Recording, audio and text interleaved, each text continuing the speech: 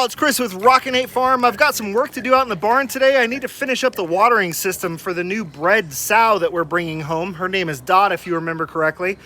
I figure while I'm working on that, we can continue our discussion on first steps to getting your homestead. Before we dive too deeply into that, do me a favor, hit that subscribe button, click that notification bell, and go check out the website, rockin8farm.com. We've already had 3 parts in this particular series. Shh. Now, if you'll remember correctly, we've already had 3 parts in this particular series. In the first part, we basically talked about having a change in attitude. In the second part, we talked about doing kind of a gut and heart check to make sure that you're really cut out for homesteading. In the third part, we talked about using the time that you're waiting to develop some new skills for homesteading. And today we're going to begin discussing the process of deciding where you want to live. Please keep in mind, I am not talking about like actually looking for a specific property. We're not there yet, y'all. Which locale do you want to live in? All right, y'all, so we don't need to worry about neighbors right now. We don't need to worry about whether there's water or power on a specific property because we're not looking at specific properties yet.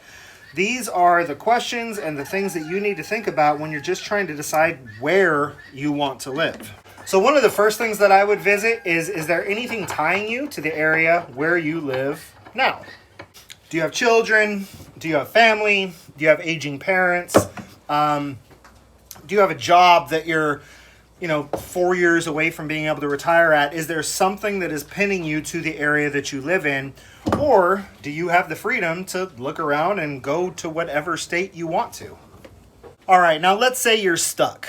And maybe stuck's not the best term because you know what? This is actually a situation that my wife and I found ourselves in. We were living in Texas. The reason we live in Texas was to be closer to my mom and my stepdad who was with us at the time.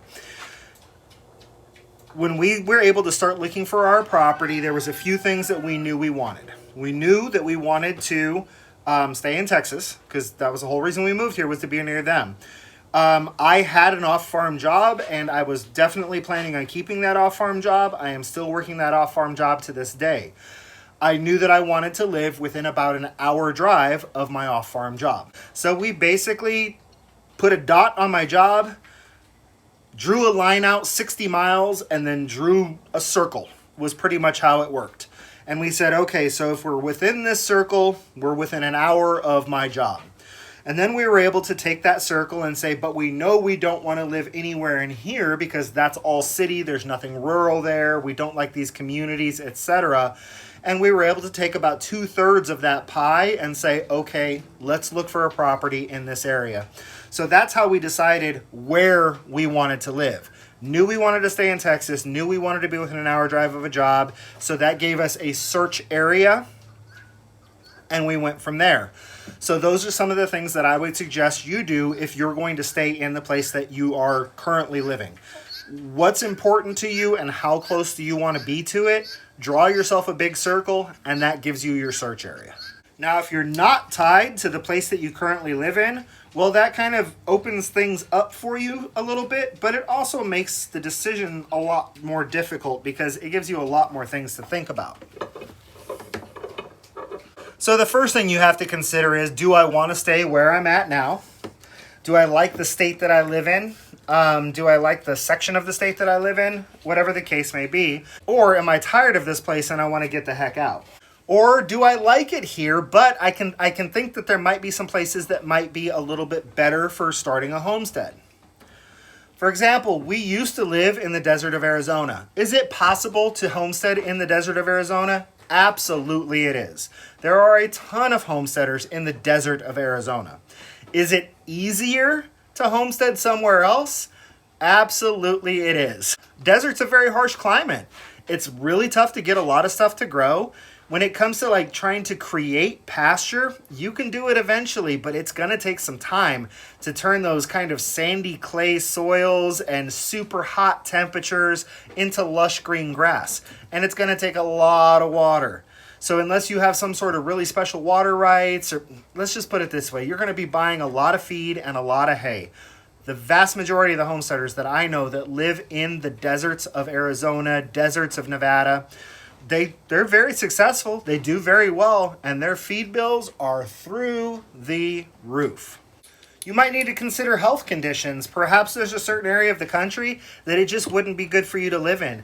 Maybe you need a cool, dry climate, or a warm, moist climate, or a cool, moist climate. You know, I mean, maybe you've got some respiratory issues or some skin issues where living in a certain area of the country just might not be very beneficial to you. That's going to help you to make your decision. What area of the country can you afford to live in? Maybe there's an area that you've always had your heart set on, but moving there is just not going to be realistic.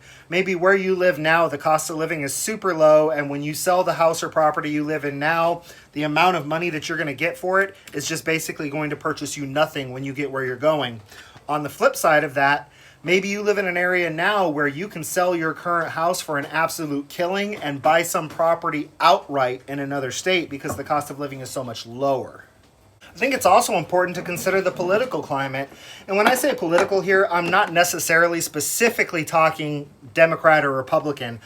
When I say political climate, I'm thinking more along the lines of like-minded individuals, because some of the most awesome people I know in the homestead community, some of the people that I would consider my best friends in the homesteading community, from an actual political standpoint, we couldn't be more different. They would never vote for the people that I would vote for. I would never vote for the people that they would vote for.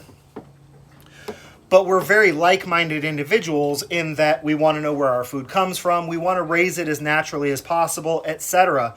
We're homesteaders at heart, and therefore, you know, who we would put on the school board isn't necessarily what I'm talking about. Now, after I get done saying that, I'm going to flip over to the part of it that's going to take it right back to politics, because when you're in an area that does not have like-minded individuals, it can be very, very easy for you to start seeing things stack up against you. For example, you might move into a rural area that you're just like, hey, this is where I want to live because this is an awesome place and it's beautiful and the grass is green and it grows all the time. And then you find out that after you get there, that pretty much everybody else who lives in the area is all about subdividing property, creating HOAs, and now you're always fighting battles from here on out.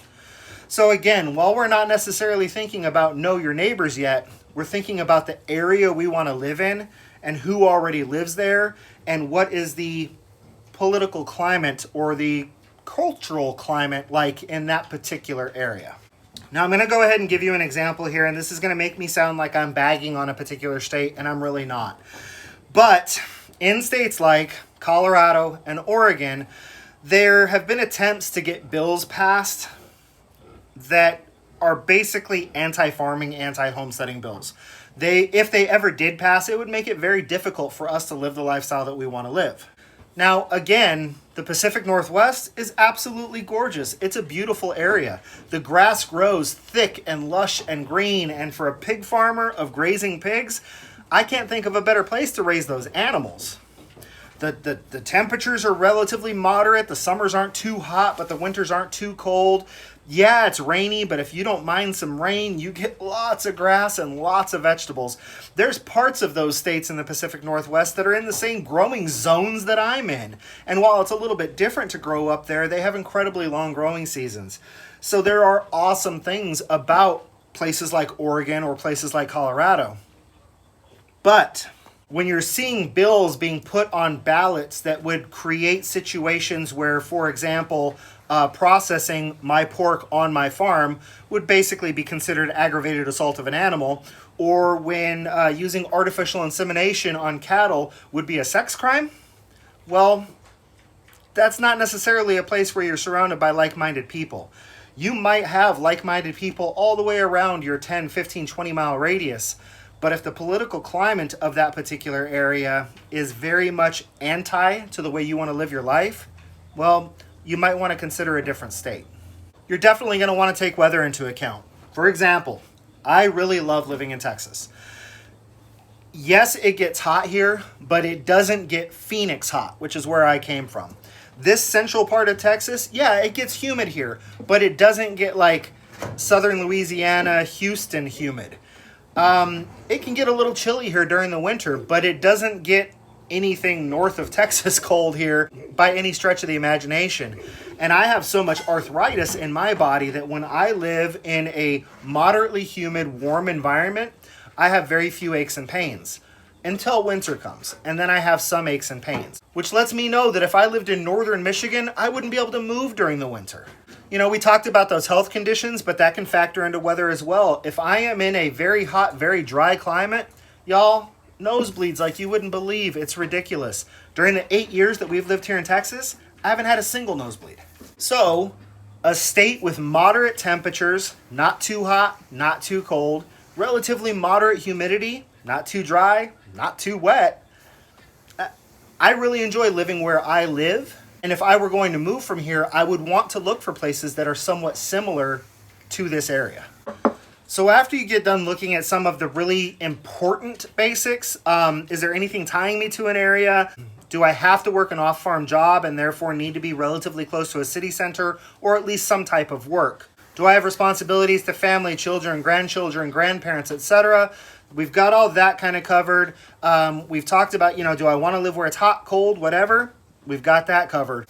Can I afford to live in the general area of where I'm thinking about moving? That's important too, and we've got that covered. Is the political climate in the area that I'm considering friendly to homesteaders? That's very, very important. Again, if the answer is no, I might second guess whether or not I want to live in that place, but we've got that covered. So after that, y'all, there's still more things to consider, but now we're more talking aesthetics. Do I want to live where it's flat? Do I want to live where it's mountainous? Do I want to live near an ocean? Do I want to live, those are things that we can throw in there after we've got the big stuff dialed in. So y'all, I know that if you are currently a homesteader, actually, you know what? To be honest with you, this might make more sense if you are currently a homesteader, because I think a lot of us that currently have homesteads wish we would have thought about some of this kind of stuff before we settled into the homestead that we're living in. For those of you that aren't currently homesteaders, you might be thinking, well, isn't this all common sense stuff? And I'm going to tell you, no, it's really not. The number of homesteaders that I know that kind of wish they lived somewhere else far outnumber the number of homesteaders that I know that are like, yeah, we researched thoroughly and this is the place we picked. I'm unbelievably happy with where we ended up. And the 5.63 acres of Central Texas land that make up Rockin Farm are absolutely my home, and I don't want to go anywhere else.